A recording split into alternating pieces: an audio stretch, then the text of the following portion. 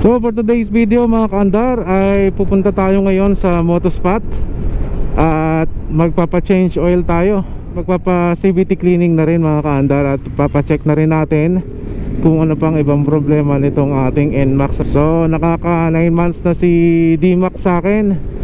Didiretso tayo ngayon kay Motospot. Sa mga napapanood ko sa vlog ay talaga namang napakalinis ng gawa nila pagka si CVT cleaning, ano. 9 months na sa akin to si D-Max, at sa pinapakita ng performance naman nito wala akong masabi mga kaandar, ano. At good na good pa rin. Barangay Dunggalo. Saan ka ba, Motospot? Op, ang dami. Hello boss, Papa CVT cleaning po. CVT po? Oo. Ikaw po ba yung tinatawag na Doc?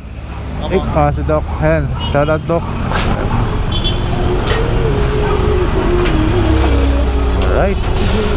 First step is checking muna, inspect muna namin kung merong ibang kakaibang naririnig or something na pwede mag-cause ng sira ng paggilid nyo. Maririnig naman namin yun dito. So if ever wala naman, yan, that's the time na pwede na namin buksan. Okay. Si Sir Kevin? Ayan, Sir Kevin. So ayun mga kaandar, mag-change oil na rin tayo. Ito na rin ang gagamitin natin na oil. So ito na rin introduce si Sir Doc, kasi maganda raw talaga ito sa ating motor. Ayan, Less vibration, tsaka tahimik sa makina. hanggang 3,000 to sir, no? 3,000 Alright. kilometer kaya yun. Iba nga, pag wala pang budget nga 4,000, nakakaabot nila. Pero still, ganun pa rin yung langis. Hindi siya ganun kadumi at di rin masyado nagbawas. Wala yung washer mo dito. May washer itong manifest dito, sir. Kasi minsan pag tinaggal ito, nakadikit siya dito, hindi na papansin. Hindi na pala. Ba't na dito? Mali yata ang lagay nila. Dito yung nilagay yung washer, so dito yun nakalagay. So nilagay yun sa kabila. So ito yung nilagay. Hindi marunong. Kasi yan, Boss, ito, Kaya siguro may tumutulong. inside. grasa. Dapat hindi ganyan kadami. Makikita mo yung mga grasa, oh. So hindi dapat ganyan kadami. Magdudulas sa lining, mas mabilis magdadragging. Kaya Nangyayari. buti na lang binuksan natin, kuya. Hindi marunong yung nagkabit. Balik din ilagay ng washer. Belt mo, okay naman, madumi lang siya. Okay pa bola naman. siya? Okay na mga bola. Okay pa siya, wala pang kanto. Ulit. Okay pa rin yung ulit. Wala pa rin naman. Wala pa rin siyang damage. Madumi lang, kailangan na release natin. So, okay naman, wala namang leak ng langis. So, kailangan lang din linisin.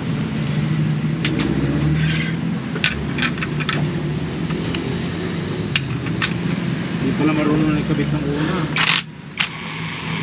Mali pa siguro yun.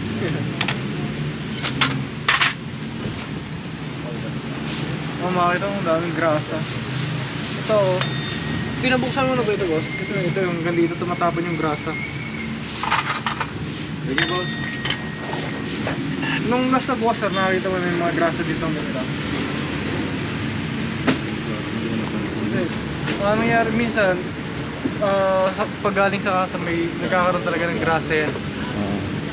So ang gagawin natin muna, lilinisin, tapos sunod na palinis mo, pagbukas uli, kung may grasa pa rin dyan, ibig sabihin tumatakas na yung grasa. Yung grasa kailangan palitan ng oil seal. Kasi check natin yung grasa doon sa loob ng mga pin, kung okay lang.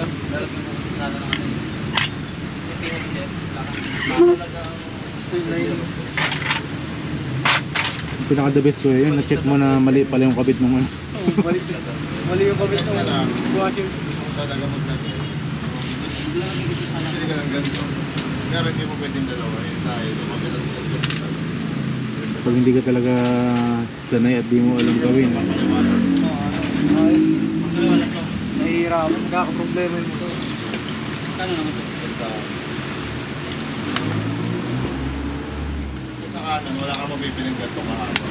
Ano kayo yung nakita mong mali? Ito yung nakalagay. Oo, yung washer. Ito. Na dapat nasa pulley, dito siya nakalagay sa may clutch. Yung last nag-CVT cleaning nito, hindi marunong. Mali yun, yung nilagay dyan. So dito nilagay. Oo, yung mali yun. Dito siya dapat sa kanila. Kasi mahal, dahil special ball siya. Ito yung special. Galing kuya.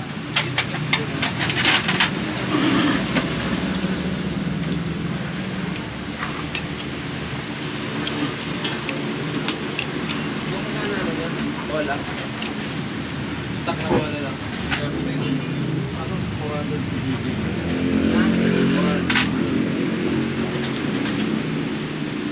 So kaya nilinis natin kasi nagkakaroon siya ng, pag matagal na nagkakaroon ng dumi. So yung mga corrosion sa ganito, pinapalawang. Malinis, mabuti. Ito, ito ang ma-item. Dumi lang yan. Magalit pa kanina. na sa akin yung sabi ko lang. Yung madumi nung igrasa dyan. So kailangan lang tagalin siya. Tapos Iwas malinis na na. para mawala yung drag. Okay. Kung adapter mo, okay ka naman. Magkano yung pulse dun sa ano? Sa gilid ng ano?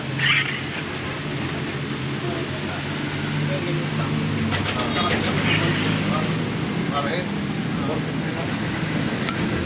Natutuyo na yung grasa. So kailangan natin palitan ng grasa. Tatagalin yung pinapalitan ng grasa. Kasi mangyayari dyan, pag talaga natuyo na yan, matagal na gamit, natuyo yan, masisira itong ruler.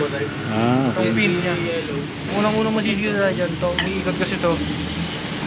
Pag natuyo ng grasa yan, masisira, magagasgas. So pangit na yung laro ng third drive.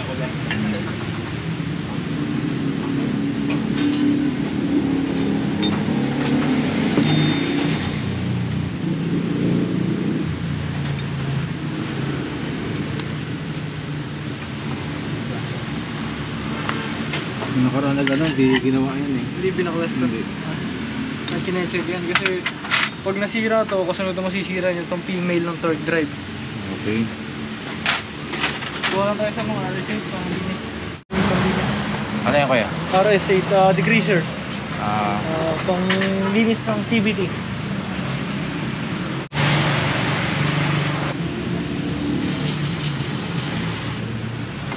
Palitan natin ng bago. Mga high temp trace na lalagay natin. mas magandang ano. Hindi siya madaling matunaw.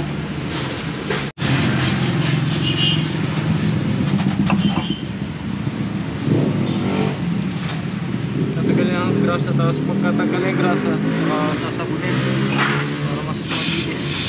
Nasasabunin pa yan.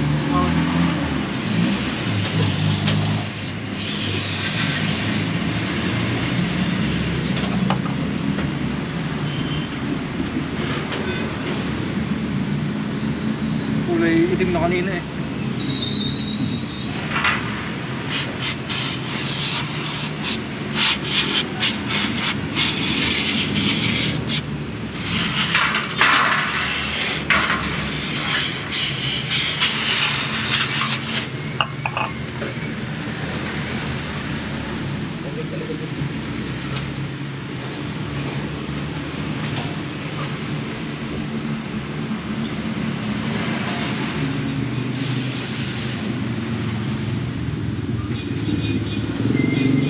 Nakita mo, nawawala na yung mga grasa-grasa. Tapos gagawin natin yung susunod. Sasabunin na lang. Para mas malinis. Nakikita kanina eh. Ano sir, gagamitan natin ang? Gagamitan natin yung torque wrench para may tamang sukat lang yung higpit niya. Pag-higpit natin dito sa mga nut. Para hindi magaya kanina. Kanina sobrang higpit. Pag sobrang higpit kasi pwedeng masira yung thread.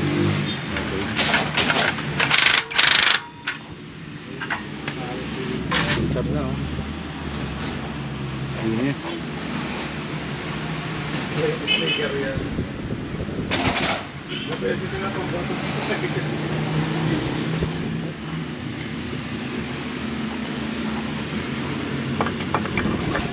Lining mo malinaw mo ulit.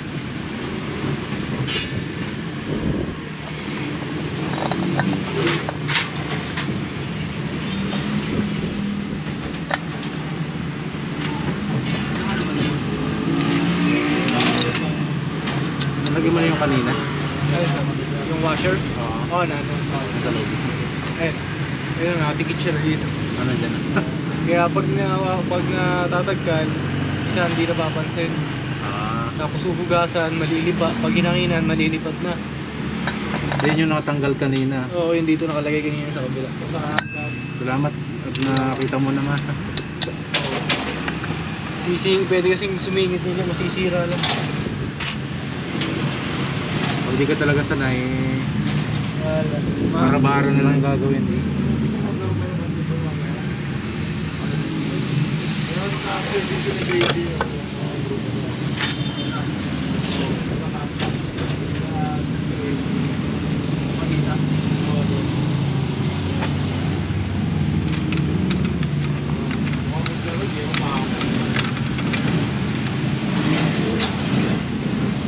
Pati na natin ang konti. Tapos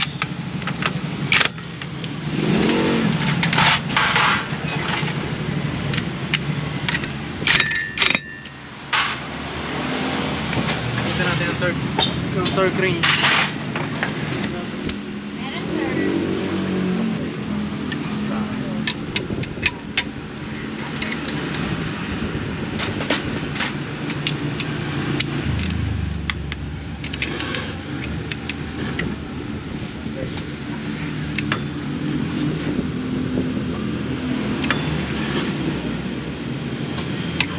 Yung click na yun.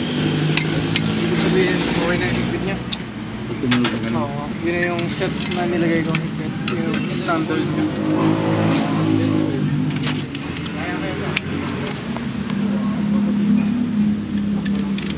Kaya higpit lang kung higpit nyo sa kanila. Minsan, okay lang din kung tansyado mo yung iba kasi may adjustment yung barrel. Pero mas accurate pag ganito.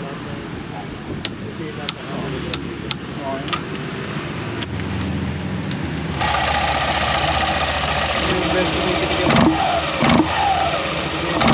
Kaya hindi applicable sa mga topic na binobomba. Yung mother mo.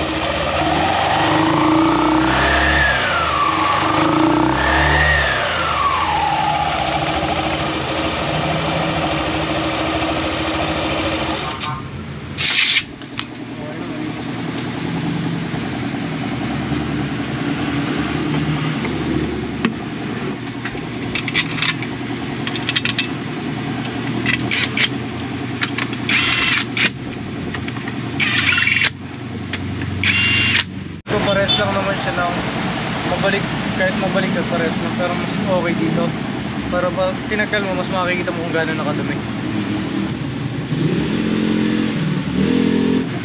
Tuwing kailan ang linis kayo ng CVT?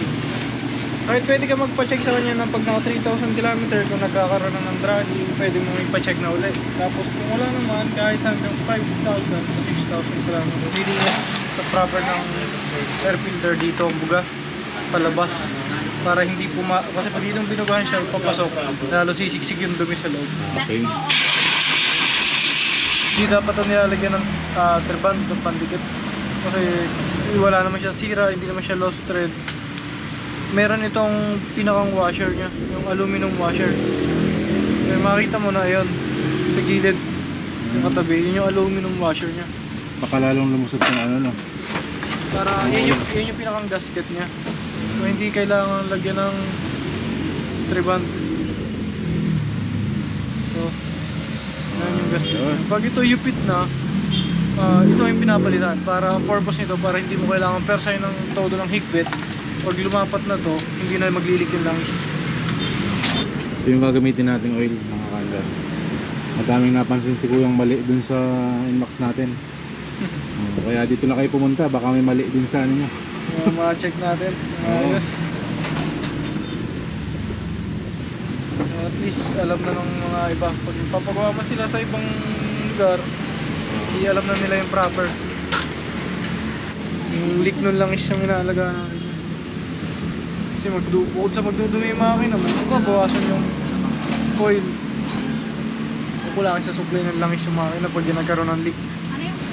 Tapos hindi dapat nagpapahangin ka ba? Kung nagpapachange oil ka, pinapahanginan mo. yung ganito, yung Yung iba compressor. naghahangin. Hindi advisable yun sir. Kasi yung compressor, nakakahigop ng hangin yan. Ay, nakakahigop ng tubig. So nagmo-moist yun. Yung pag nahigop na yung compressor, ibubuga nito. So pag itinutok mo doon sa makina mo, papasok sa loob yung moist ng tubig. Magkakatubig yung loob ng makina. Okay.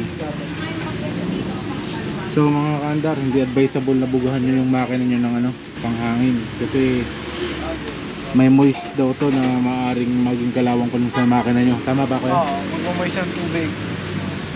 Lalo pag mga maulan na, pag maulan ng panahon, mas madaming tubig na nahihigop ng compressor. Kahit pa sabihin nakatago yung compressor, yung lamig, nakakaroon talaga siya ng moist na tubig. Kaya nga ang compressor may nakalagay dyan, naka-note sa compressor, kailangan araw-araw mo siya i-drain or at least once a week kung hindi kaya ng araw-araw, i-drain mo siya para mawala yung tubig, para pag ginamit yung hangin, walang kasamang tubig. Reset na ni kuya. Kaya naka-zero. Ano naman? Tambay na.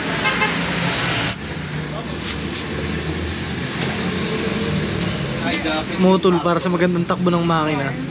Mutol talaga. Ganda kasi, ano na kasi to, subok na. Kasi mo rin helmet ko kasi lalapang ko. Shout out Motospot crew! Ay, Motospot squad! Ayan boss, thank you. Ayan, tol. Sir, thank you.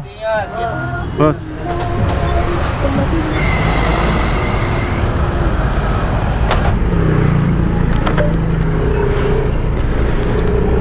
So ayun mga kaandar, ang ganda talaga magpalinis dito sa ano, Motospot. Shoutout kay Kevin ng Motospot. So ang galing mo, ang dami niyang nakitang mali dun sa unang nag CVT cleaning sa dito kay D-Max. Ang ganda mga kaandar ngayon, super astig talaga, solid. Ang laki ng pinagbago. Kaya doon na kayo pumunta mga kaandar kay Motospot. At sigurado talagang quality yung binibigay nilang service ano. At friendly sila. Magkakaroon kayo ng maraming tropa pa. Yun mga kaandar, ang kailangan nating alagaan lagi yung pag-change oil. At syempre pagka kahit pangalawang change oil, magpa CVT cleaning kayo mga kaandar. Yun lang naman talagang kailangan ng ating NMAX eh. Change oil talaga ang pinaka the best para mas lalong tumagal yung ating makina. Iba sa pakaramdam yung ano, yung pagdadrive ko ngayon. At mapapansin mo talaga mga kaandar na ang laki ng pinagbago. Bukod sa madaming nakitang maling kabit si Sir Kevin ng Motospot, ay mas naayos pa niya tong takbo nitong ating NMAX. Ibang iba kaysa dun sa una. Mapapansin mo talaga na nag-improve yung NMAX mo. So yun lang mga kaandar, at dito ko lang din tatapusin tong ating video. At kung hindi ka pa nakaka-subscribe sa aking YouTube channel, pa-subscribe naman mga kaandar. Kalimbangan po nyo yung bell para updated po kayo sa ating pang mga susunod na video ano. So yun lang mga kaandar, thank you so much sa panonood.